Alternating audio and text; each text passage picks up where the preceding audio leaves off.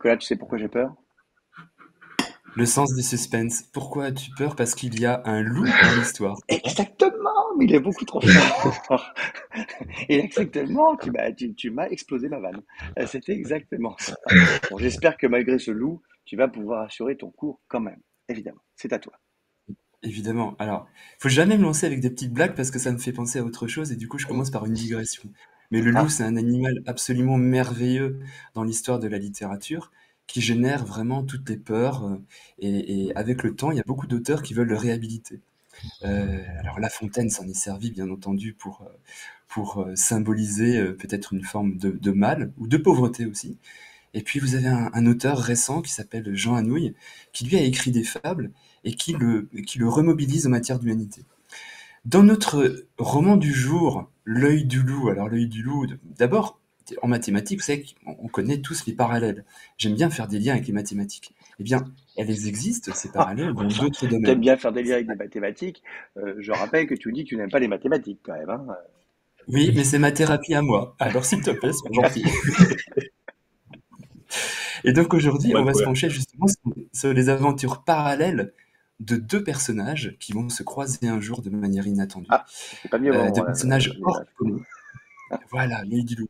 Deux personnages hors du commun. Alors on voit d'ailleurs sur cette petite affiche, là, sur cette couverture, première de couverture, un œil. Et puis si on regarde bien dans l'iris, on voit un petit personnage Eh et oui, justement, tout est là par rapport à l'histoire, on va en parler dans quelques instants. Donc c'est d'accord. Daniel Pennac qui a imaginé cette histoire, et ça raconte le récit d'un échange inattendu dans un zoo entre un petit garçon et donc cet animal, le loup.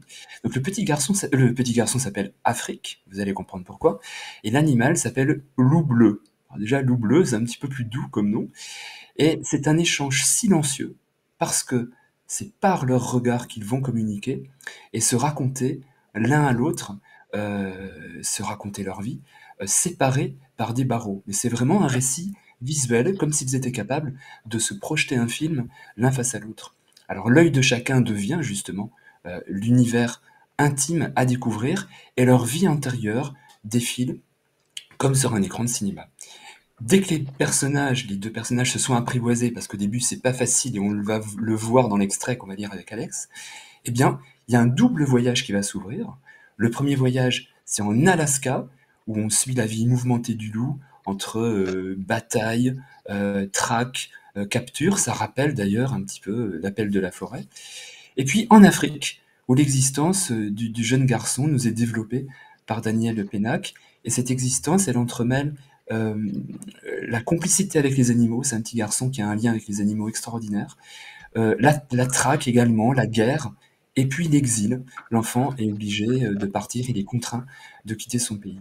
Alors la confiance va grandir entre les deux personnages, toujours dans ce zoo séparé par des barreaux, et grâce aux épreuves que chacun se raconte visuellement de manière quasi télépathique. Et l'enfant possède une qualité magique, c'est qu'il a l'art de raconter des histoires qui font rire et rêver, parce que dans tout drame, il est important de proposer de courtes pauses, des récréations, pour que la pilule puisse passer plus facilement. Euh, alors c'est un livre bouleversant vraiment, qui amène à réfléchir à des thèmes aussi essentiels que l'environnement, la protection des animaux et les droits de l'homme et de l'enfant. Vous voyez, c'est vraiment des thèmes qui sont importants. Alors on pourrait croire que c'est toujours l'occasion pour un livre de rassembler un maximum de choses. Eh ben oui, et c'est très important.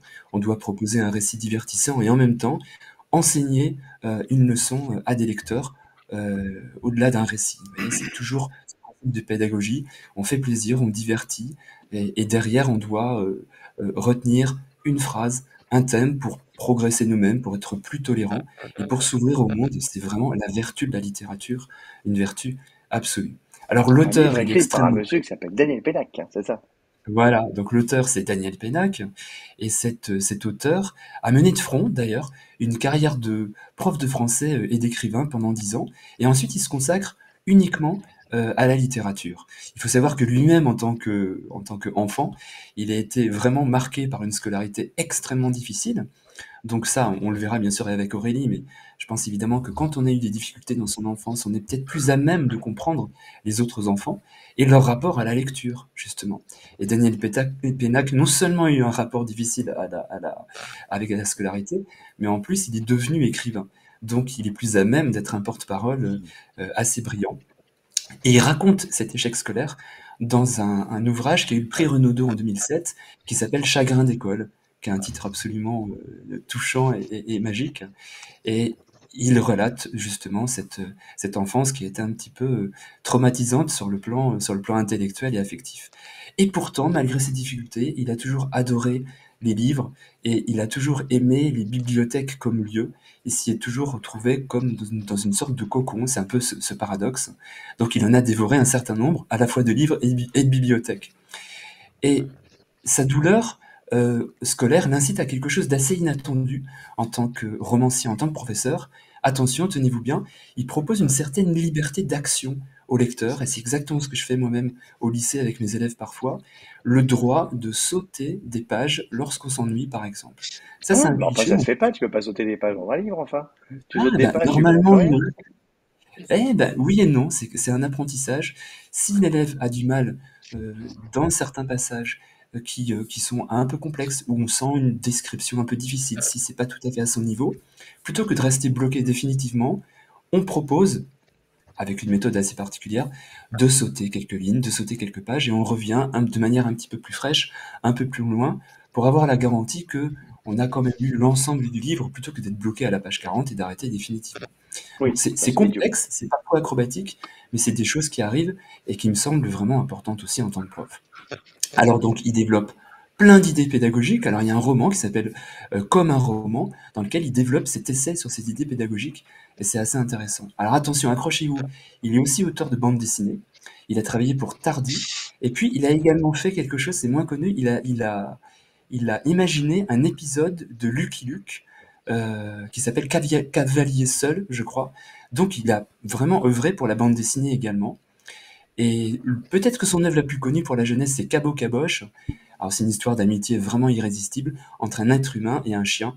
Et voilà, bon, il est extrêmement apprécié d'être Daniel Panac parce que c'est un homme extrêmement agréable, affable, et il est dans cette compréhension, de cette empathie par rapport aux élèves qui sont en difficulté. Il est plein d'humour, plein de créativité. Il a écrit plein de bouquins formidables. Je pense à La Fée Carabine, Au Bonheur des Ogres, Monsieur Malocène. C'est toujours des univers Et c'est un très auteur réjouissants. contemporain, hein. Ah, totalement contemporain, Non, non, non. complètement. Vous Oui, avez oui. déjà lu, les autres profs, vous avez déjà lu un peu ces livres ou pas du tout? Daniel Pénac, moi, à l'école, non. Ah ben voilà. Alors, voilà. Et ben on va découvrir le premier extrait. Donc allons-y, Nicolas, on t'écoute. Quel est cet extrait? Alors cet extrait, on assiste justement à la naissance du premier regard entre le loup et le jeune enfant, après que celui-ci a déjà manifesté une grande curiosité pour l'animal les 2 jours précédents. Il s'est approché un petit peu de la cage, donc déjà il y a une espèce d'apprivoisement géographique.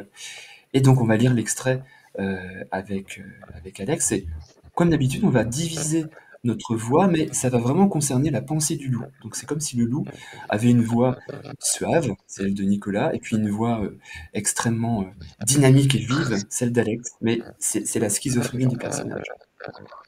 Donc on fait une C'est phrase sur deux, parti? c'est ça? Allons-y. Quasiment. Toi, t'as tes petites traces, t'as tes petites... c'est un petit peu surligné en Ah jaune. ben je les ai pas vus, écoute, je ne les ai pas là sous les yeux, mais Non, sérieux?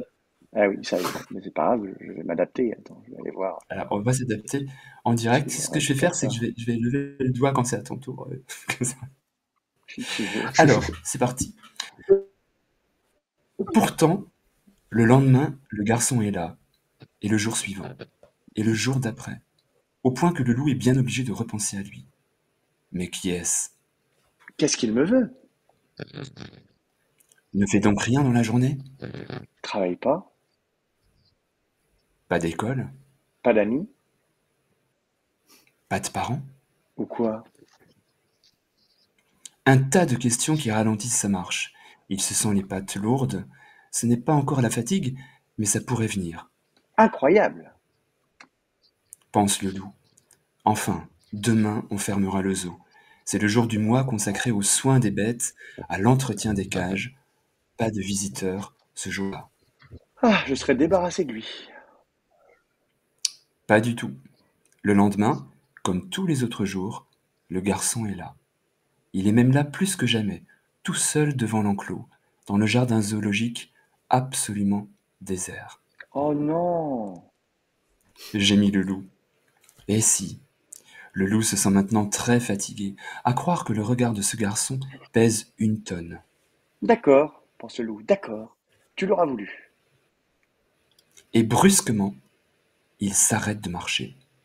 Il s'assied bien droit, juste en face du garçon, et lui aussi se met à le regarder.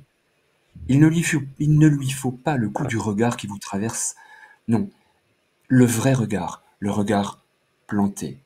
Ça y est, ils sont face à face maintenant. Et ça dure. Pas un visiteur dans le jardin zoologique. Les vétérinaires ne sont pas encore arrivés, les lions ne sont pas sortis de leur tanière, les oiseaux dorment dans leurs plumes. Jour de relâche pour tout le monde. Même les singes ont renoncé à faire des guignols. Ils pendent aux branches comme des chauves-souris endormis. Et il n'y a que ce garçon et ce loup au pelage bleu. Tu veux me regarder? D'accord, moi aussi je vais te regarder, on verra bien. Mais quelque chose gêne le loup, un détail stupide. Lui-même n'a qu'un œil et le garçon en a 2. Du coup, le loup ne sait pas dans quel œil du garçon planter son propre regard. Il hésite. Eh bien, merci beaucoup, Nicolas. On peut t'applaudir. Bravo. Regarde ça. Bravo. Bravo. Mais alors, la question demeure, pourquoi le loup n'a qu'un œil? Ah bah, non mais on va pas spoiler, bien sûr. Ne spoilons pas. Alors, allez lire ce livre. Voilà, on le rappelle, hein, c'est L'œil du loup de Monsieur Daniel Pénac. Merci beaucoup, Nicolas. Oui, t'as vu, tu commences à être à l'aise avec la technologie. Merci beaucoup, Nicolas. C'est formidable d'avoir mis l'œil du loup dans l'œil du cyclone. Et tu sais, maintenant, j'ai une pensée émue pour toi, puisqu'on va aborder les maths. Voilà, et tu as fait ces parallèles. J'adore. Et voilà, bien sûr. Quel esprit hypocrite. En tout cas, en plus, je crois que le cours d'aujourd'hui est assez coton.